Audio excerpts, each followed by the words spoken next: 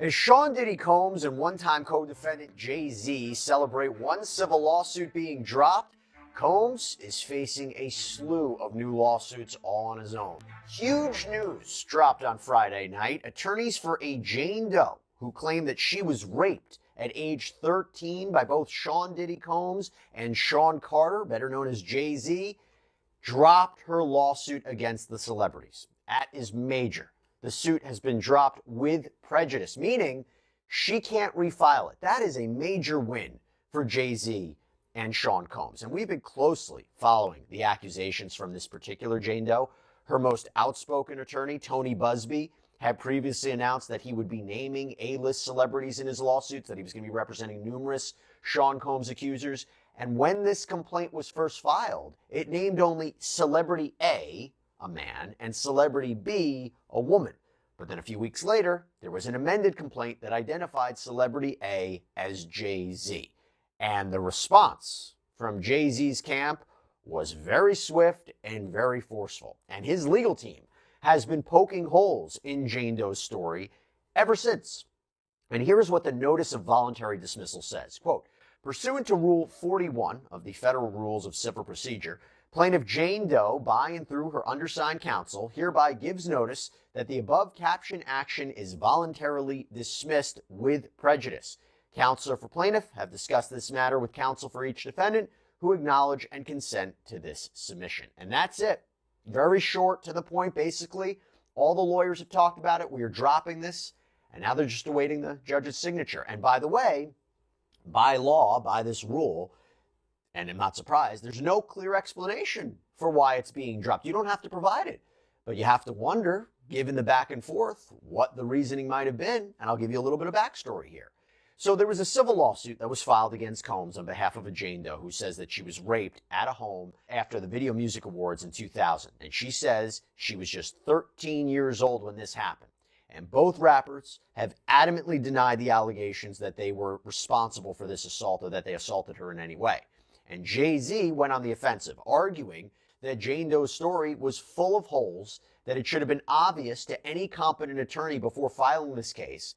And because of that, Jay-Z's attorneys had focused on huge oversights in the investigation into Jane Doe's claims, and even called for her attorney, Tony Buzbee, to be sanctioned for his conduct, for filing this lawsuit. Now, sanctions can include things like having to pay a penalty to the court, maybe even covering the other party's legal fees. So according to the complaint, Jane Doe says or claims that when she was 13 years old in 2000, she had a friend drive her to Radio City Music Hall in New York City where the VMAs were being held. She says she didn't have a ticket, so she milled around outside, and that's when she says that one of Combs' limo drivers told her to come back later and he'd take her to an after party. And she claims she was given a drink, which she now believes was drugged, and she claims that she started feeling woozy, went to find somewhere to lie down, and that is when she claims Combs sexually assaulted her, and a second celebrity, Jay-Z, sexually assaulted her as well, all while a female celebrity, an unnamed female celebrity, watched, Celebrity B. Now, that male celebrity was identified in the amended complaint as Jay-Z. As I said, the female celebrity was not. But Jane Doe claims she ran from the home, found a gas station. She said she called her father to come pick her up. But then, bombshell reporting from NBC News after this complaint was filed put a spotlight on some what appears to be serious flaws in her recollection. For example, NBC reportedly interviewed Jane Doe as well as her father, who says he has no memory whatsoever of making a very, very long drive to pick up his teenage daughter. It would have taken him hours.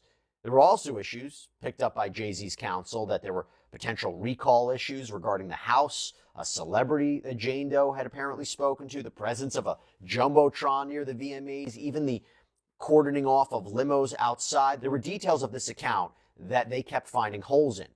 And despite reported inconsistencies, Jane Doe doubled down on her belief that she was attacked.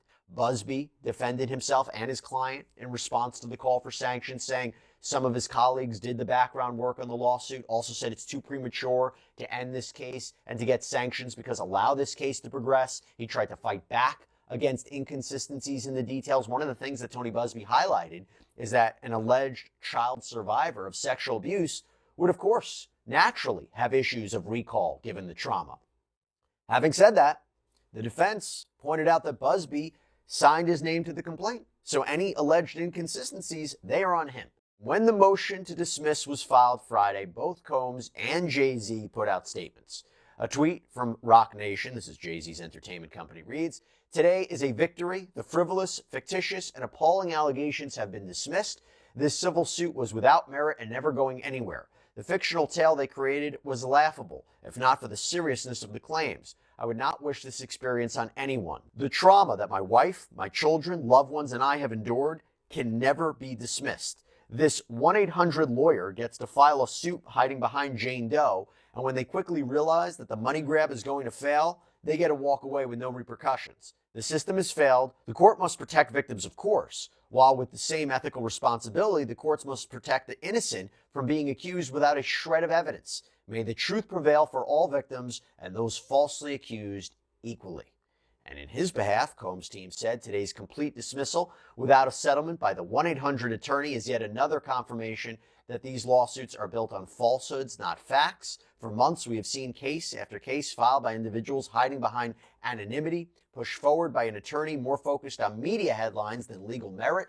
Just like this claim, the others will fall apart because there is no truth to them. Sean Combs has never sexually assaulted or trafficked anyone, man or woman, adult or minor. No number of lawsuits, sensationalized allegations, or media theatrics will change that reality. We will continue to fight these baseless claims and hold those responsible. This is just the first of many that will not hold up in a court of law. If you've been following coverage of Combs, our coverage of Combs, you know that he's facing dozens of civil lawsuits, with many of them filed by Tony Buzbee on behalf of John Doe's and Jane Doe's. And so he is basically saying, wait till this goes to trial, or even before trial, they will all be dismissed. They will all be shut down. I will win, and I will prevail on my criminal charges as well, because we know that he's facing criminal charges in federal court. So as you see this lawsuit being thrown away, several more were submitted to the court in its place. And again, while this is a win for Sean Combs and Jay-Z for sure, we don't know why this suit was dropped, whether there really were issues in Jane Doe's account and it became clear that this case was no longer viable. Maybe she wasn't telling the truth, whether her attorneys realized that, or whether putting the substance of the allegations to the side, the veracity of them, whether she just chose to not continue and not want to continue to litigate against two major celebrities and put the spotlight on her and her life and her allegations. We don't know. But not the best for Tony Buzbee, that's clear. And you wonder whether his credibility maybe took a hit. But here's what's interesting. While Buzbee has not commented publicly on the motion to dismiss, he did release a statement on Instagram about the newest round of civil lawsuits, saying, "As has been our practice, we will let the allegations in these filed complaints speak for themselves, and we will work to see that justice is done in court. As we approach an important deadline, we expect to be filing additional cases, naming Mr. Combs and others as defendants as we continue to gather evidence and prepare formal filings. At our firm, we have a large team working on these important matters. We continue to field many calls daily from alleged victims and potential witnesses. We have been assisted in this regard by colleagues in both New York and LA. If you believe you were victimized or if you have pertinent evidence, we encourage you to reach out. We will proudly continue to lead this effort and are proud of those who have had the courage to speak out and make their voices heard." Now, one of the most disturbing new complaints comes from a Jane Doe who now lives in Florida, again, represented by Tony Buzbee. This was filed last Friday in New York State Court. In this lawsuit, she says she was sex trafficked as a teen and ended up at a party thrown by Combs in 2020 where she claims she was raped repeatedly by a huge group of men. So I want to dig into the details of this disturbing complaint right off the top. Buzbee is making sure, again, he's representing her, making sure that the court knows just how horrific these allegations are, because it reads, quote, "Defendant Sean Combs paid a number of sex traffickers to provide underage girls, including plaintiff, to be used for the sexual gratification of himself and his friends at a party in Miami. Defendant Combs' arranging of these girls for sex led to plaintiff suffering approximately 20 separate instances of sexual assault at the party. This case seeks compensatory and punitive damages on behalf of this young victim of sex trafficking." Compensatory damages are those that can restore a plaintiff, try to do so. Punitive damages are a way to punish the defendant or defendants for really bad, egregious behavior. Now, it's interesting that an alleged sex trafficking victim is coming forward, as Combs faces himself federal sex trafficking allegations, criminal charges for allegedly forcing people to participate in sex acts with commercial sex workers for his own gratification. Now, we're going to get into Jane Doe's specific claims, and I'll warn you, they are really disturbing. But first, this lawsuit goes through some of Combs' successes as an entertainer and entrepreneur to lay the foundation for just how powerful and influential he is, and also maybe why this Jane Doe did not come forward immediately with her allegations against him. And what you're about to hear is very characteristic of a number of the lawsuits that were filed by Tony Busby. This preamble says, the lawsuit reads, Combs is one of the wealthiest musical artists in the world. Behind the facade of being a 3-time Grammy Award winner, discovering and developing multiple famous musical artists, and ranking on Forbes' list of the highest paid entertainers in the world, there existed something sinister, a dark underbelly of crime, sex trafficking, forced labor, kidnapping, bribery, and prostitution. Again, very similar to what's being alleged in the criminal case, the criminal indictment. Combs is a menace to society, women, and children. While his wealth has kept him above consequence for years, Combs now faces the awesome power of the American judicial system and ultimately a jury of his peers who will be asked to punish him for the deplorable conduct described herein. So Jane Doe is suing not only Sean Combs, but Combs Enterprises LLC, Bad Boy Entertainment Holdings, and several more of Combs' businesses, plus organizational does 1 through 10, meaning as yet unidentified people who worked for the companies, as well as individual does 1 through 20, again, as yet unidentified people who may have been involved in the alleged attacks against Jane Doe, who could potentially be named in future filings. Now, I've said this before, that when plaintiffs file lawsuits like this, you will usually see them going after a connected business as well, because that could be where the most money comes from in terms of damages. I'll give you an example of this, actually. So according to Parade magazine recently, Combs is believed to be worth around $400 million, which is actually way down from nearly $1 billion, where he was reportedly at or near. And look, we don't know if these numbers are for sure accurate, but it's interesting to be thinking about. And of course, it's been reported that Combs lost some lucrative collaborations and projects when people started accusing him of being a sexual predator. But it's unclear how much of Combs' money may be tied up in his businesses like Bad Boy Entertainment, but again, just something to think about. But the plaintiff's attorneys would need to show that the companies had knowledge of what Combs was allegedly doing and the harm it was causing and enabled this in some way. The complaint claims on the surface, each of these businesses served a legitimate purpose related to entertainment, music, and other subjects.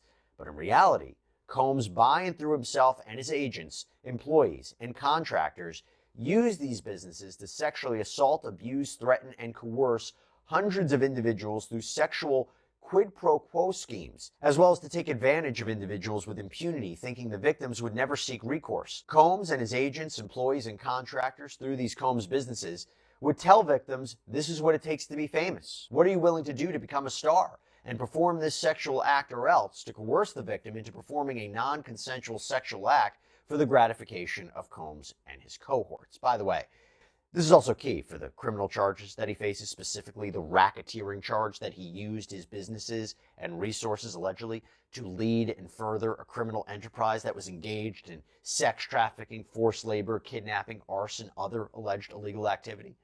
Those are just some of the allegations in the criminal indictment. But going back to the lawsuit, it lays out a lot of prior allegations against Sean Combs, as well as arrests that have made headlines over the years. So going back to the lawsuit, it says, quote, despite his undeniable success, his rise to the top is marred by a reputation for being ruthless and manipulative, using his influence in ways that have left a trail of legal and personal controversies, including, but not limited to, the following. Nightclub shooting incident 1999. Combs was embroiled in a high-profile case related to a nightclub shooting in New York involving his then-girlfriend Jennifer Lopez and rapper Shine. Combs was acquitted of all charges, though the case remains a significant legal event in his career. B. Multiple assault allegations. Combs has faced several lawsuits related to alleged physical assaults, many of which have been settled out of court. Business disputes. So Combs has been involved in various business-related legal conflicts, particularly surrounding his Sean John clothing line, other ventures. These disputes often involve contractual disagreements, trademark claims. Claims by Cassie Ventura, Combs' former Girlfriend Cassandra Cassie Ventura filed a lawsuit accusing him of years of physical, emotional, and sexual abuse during their relationship. Cassie alleged repeated instances of assault, coerced sexual acts, and drug use, all contributing to an environment of fear and manipulation. And then the lawsuit gets into the meat of Jane Doe's claims. Quote, plaintiff Doe was sold into the world of sex trafficking at the age of 12. For the next 5 long years, she remained under the strict control of various sex traffickers and pimps who transported Doe and other girls around the country for the sexual gratification of men willing to pay. Doe was frequently kept under the influence of a large amount of drugs in order to ensure her compliance and inability to escape. By the way, side note, Combs hasn't been charged criminally with respect to sex trafficking or sexually abusing minors. I want to make that clear. So even when a superseding indictment was recently filed that in effect replaced the older indictment, there was no mention of underage people, despite claims of him abusing minors in various lawsuits. And by the way, he hasn't been found liable in these sexual assault lawsuits at the time of this recording, and he hasn't been found guilty of the criminal charges that he faces. He's innocent until proven guilty. But going back to the lawsuit, in or around 2020, when Doe was 15 years old, her trafficker, known to Doe only by the nickname he used around herself and the other girls, took Doe and 1 or more other girls to Miami, Florida. In Miami, plaintiff was taken to a large building similar to a warehouse. The host, whom Doe eventually learned was defendant Combs, was hosting a large party in the building. It quickly became apparent that the purpose of the party was sex. Defendant Combs had arranged and paid for Doe and other girls being trafficked through numerous pimps to be brought to the party. At the party, Combs made them available for sex. Doe recalls that Combs made an announcement to his guests and then made a toast to start the party. Doe, who had been given drugs for this event to keep her controlled and somewhat sedated, was taken to a curtained-off area with red and dark blue or black lights containing a bed in the middle. Over the next several hours, Doe was forced to have sex with approximately 20 different men, all guests of Combs, one after another. The curtained area in which Doe was confined was next to another curtained-off area with another bed, which Doe could see through the curtains. Doe saw Combs having sex with a Latina girl, whom Doe estimated to be 12 or 13 years old, and who had been in the same traffic group as Doe for no more than a few weeks. Doe could not see where that girl was taken after Combs was finished with her. After he was finished having sex with the young Latina girl, Combs drank and watched others having sex, including watching the men having sex with Doe. After the party was over, Doe and the other girls were again transported to another location by the sex trafficker. Doe remained in the control of sex traffickers for 2 more years. Doe ultimately escaped from the sex trafficking world when an undercover officer, as part of a sting operation, found her in a hotel room in Virginia and arrested the pimp who was controlling her at the time. As a result of the confinement and sexual assaults detailed herein, Doe suffered severe mental and emotional damages, including post-traumatic stress disorder, among other issues. Wow. So first of all, allegations from 2020, very unlike other lawsuits that made claims from years ago. You have to be wondering if the evidence would be fresh, potentially more readily discoverable. Would you have people from this event, including the other alleged victims, be able to testify, speak out? Are there records of Combs perhaps renting out this warehouse? I mean, again, something happening allegedly happening 5 years ago, very different than happening 15 years ago. So from physical to digital to testimonial evidence, this is maybe what separates this case from others. We shall see. Now, I should tell you that Jane Doe is suing under 2 causes of action here, and it's interesting. So first, you have aiding and abetting assault and sexual assault against all of the defendants. Now, this is under Florida law. She is a Florida resident. These alleged incidents happened in Miami, and under the rules of civil procedure, you can apply another state's law in a lawsuit that is filed in New York. And by the way, the reason this is being filed in New York State Court is because the defendants are domiciled in New York, according to Jane Doe, and 1 or more of the defendants reside in that specific county. Now, to prove this, Jane Doe needs to show that Combs, with the help of his businesses, intentionally made physical offensive contact with her, namely sexual assaults. And the factors here, as alleged, she was a minor, she was drugged, she couldn't consent. And then, this is also interesting, She alleges that Combs' businesses conspired and enabled with Combs to commit gender-motivated violence. Usually, we have been seeing this, we talk about it a lot. Usually, we see violation of New York City's gender-motivated violence protection law as a separate cause of action in these lawsuits, but here, it's just part of this underlying claim. And it also says the Combs Corporations further enabled and conspired with Combs to commit the crime of sexual assault by actively placing, maintaining, and or employing Combs in positions of power and authority, despite the fact that they knew and or should have known that Combs had a widespread and well-known practice of committing sexual assault and gender-motivated violence, including on premises owned and or operated by defendants. The second claim is assault and sexual assault against does 1 through 20. So these are the men that she claims touched and assaulted her at this party, but currently she doesn't know who they are. But during the course of this litigation and during the course of discovery, perhaps she will find out who their identities are and then name them officially as defendants in this case. Again, very, very disturbing allegations. It's unclear, by the way, for now, if any of the people, including Jane Doe, who have filed these lawsuits against Sean Combs will be called as a witness in his federal trial, or if they've given evidence to the grand jury. What we do know is that Combs is currently locked up at the Metropolitan Detention Center in Brooklyn, New York. He's been there since September, pursuant to a grand jury indictment in the Southern District of New York, where he faces charges of sex trafficking, conspiracy, or racketeering conspiracy rather, transportation to engage in prostitution. His trial set for May.